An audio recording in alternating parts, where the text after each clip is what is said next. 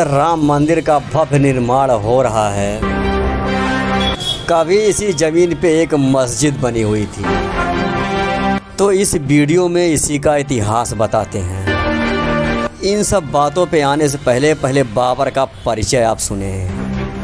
यह एक पराजित योद्धा था। न इसके पास कोई राज्य थी और न ही इसका कोई ठिकाना होता था, जबकि इसके पास सेना थी। सेना का खर्चा चलाने के लिए पैसे भी थे, फिर भी ये खुले में रहता था और कोई भी इसका ठिकाना नहीं होता था।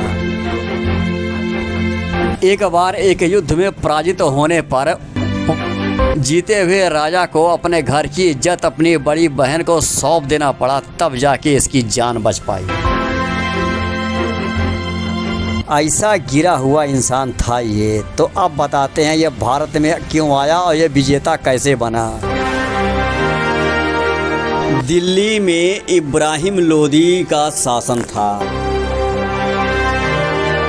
उसके पास 1,20,000 की बढ़िया फौज थी, जिसमें हाथी और घुड़सवार सेनाएं भी थीं। मगर भारत में किसी राजा के पास तोप और बंदूकें नहीं थीं। बाबर ने भारतीयों को आजमाने के लिए पहले पंजाब पे हमला किया। वहाँ के राजा को हराने के बाद वहाँ के निहत्थे निरीह जनता का भीषण कत्लेआम करके भयानक आगजनी मचाई।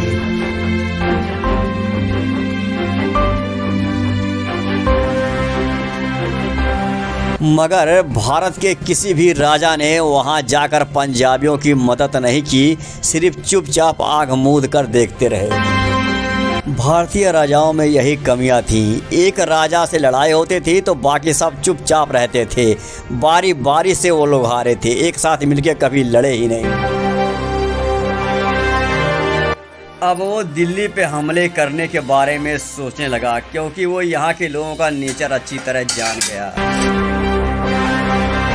दिल्ली में इब्राहिम लोदी का शासन था। उसके पास 1,00,000 की बड़ी फौज थी, जिसमें हाथी घोड़े आदि भी बहुत ही ज्यादा थे। जबकि बाबर के पास सिर्फ 20,000 की फौज थी।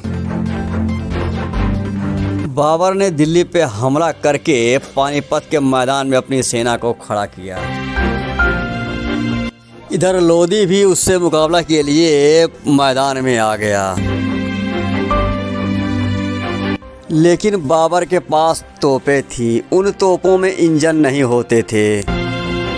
वे तोपें आक्रमण के लिए नहीं थी, लेकिन आक्रमण करते हुए दुश्मन को मिट्टी में मिला सकती थी।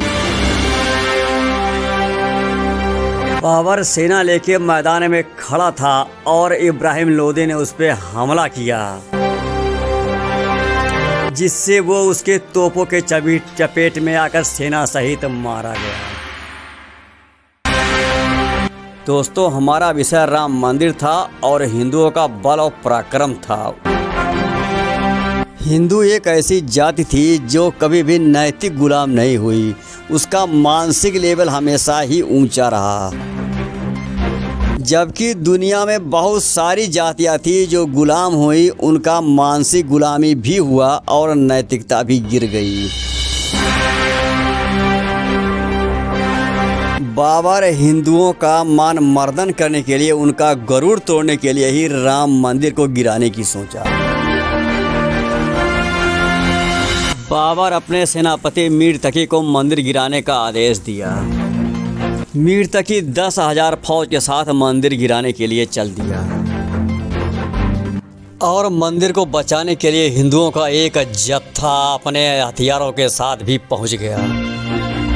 क्योंकि ये लड़ाकू नहीं थे, इसलिए युद्ध में हार गए और इतना भव्य प्राचीन मंदिर तोड़ दिया गया।